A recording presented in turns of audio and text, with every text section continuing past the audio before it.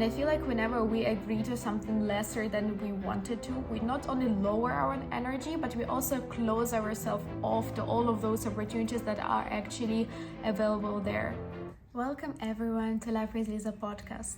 Our mission at LifewithLiza is to share people's stories and the challenges that they have overcome so that those who are listening in can get the strength, the courage, and the hope to be their better selves. Today we have a special edition episode, and we're having quite a few special edition episodes as we're doing the LifewithLiza 100 challenge, and you are enjoying them a lot so far. And it also is challenging me to bring these different ideas to the table and also become way more articulate about the lessons that I want to share with you.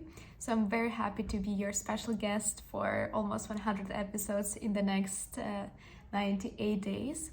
And I wanted to share with you something in this podcast that I've been thinking about recently, and that is quite a philosophical thought. So I'll be playing around this philosophical thought a bit, and I feel like this topic will also interest you quite a lot if you can relate to it. So the thought is, isn't it interesting that so often us as children, we have such a better picture, such more clear picture of what we want? Would it be when even someone asks us, what do we want to become? Or who do we want to become? Or what do we want to do? We kind of know it and we dare to say it. We're not scared to be called unreasonable. And we also feel quite protective about what we want to do. And then as we get older, at one point that paradigm shifts and we're no longer supposed to ask ourselves those questions, and we just stop asking ourselves those questions.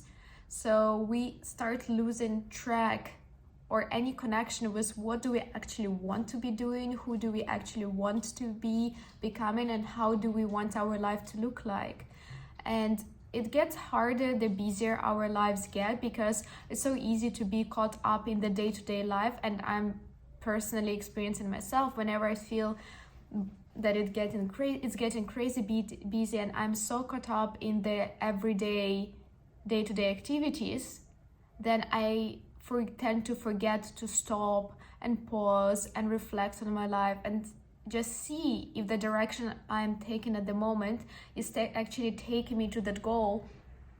But in the first place, what is even my goal, or what do I actually do want to do? So I feel like with that projection of life and life getting a bit harder and busier, not only we start losing track of what we actually want, but also we start engaging in the activities that actually lower our energy. And it is happening in very subtle ways. So for example, have you ever agreed to do something that you knew that you don't want to do it, but you just didn't want to make someone feel bad? And an example for it would be, for example, when you go to a massage place, and it's something that happened to me recently, and you would rather have a female masseuse than a male masseuse, and then the male masseuse comes and you just don't want to make them feel awkward or bad, so you just agree to that and kind of go ahead with this scenario in life. And isn't it funny how basically in that moment, not only we prioritize stranger over ourselves, but also we teach ourselves that behavior is okay, and it kind of lowers our energy. And it doesn't happen in big ways. That's what I want to point out. It happens with small ways. It's not necessarily choosing a career path just because your parents want it. It could also be that, but sometimes it manifests in very, very small daily activities that are hard to notice, especially if we lose track of what we actually want and that connection with ourselves and asking those good questions. And the other part of it, another example that I thought of was when we do know what we want, but we agree for a compromise, or which is a good enough option, but maybe not so good. And it actually also lowers our energy so much. An example that I thought of is, for example, if you want to have a boyfriend and then you just go for any boyfriend that you can get, without and just agreeing to it without actually getting the great match. And I think it's quite interesting because it is quite nuanced. The point that I'm trying to explain, it's quite hard to put the nuance in using the words and the language that we do have, because it doesn't mean that when I say you are agreeing to something that lowers your standards, it doesn't mean that you always need to wait for something that is perfect or it will happen exactly in the way you expect it. And it doesn't also mean that you don't need to put in the work and just you have to wait idly for it to happen. Not at all. What I'm saying is that the opportunity or something that you're looking for will never be perfect, but it will be great and in the way that you want it to be. And also the nuance about it, as I mentioned, that you do need to put in the hard work to actually open up this plethora of opportunities coming your way, but also you need to be open to realize that the way it will happen is not necessarily the way you expect it to happen, but you need to be on the watch out for that. And I feel like whenever we agree to something lesser than we wanted to, we not only lower our energy, but we also close ourselves off to all of those opportunities that are actually available there. So while you're listening to this, I actually wanted to encourage you with this episode to start noticing the small things that actually deplete your energy throughout the day, throughout the week, and also to become more aware of the small things or bigger things that actually replenish your energy. And when I say things, what I mean by things is spending time with certain people, engaging in certain activities, trying out certain behaviors, and just noticing how you feel.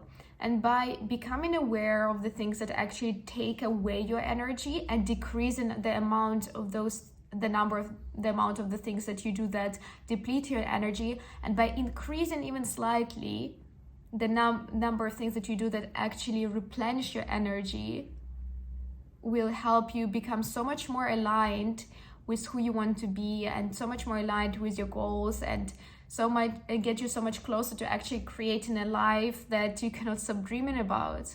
And it does start with those subtle small things. That's why I want to point out that in our lives it's never this one huge thing that changed everything forever and after that you could never go back. It's usually our lives are changed by small daily decisions, by deciding to decrease a bit the number of things that we do that take away our energy and to increase the ones that enhance it.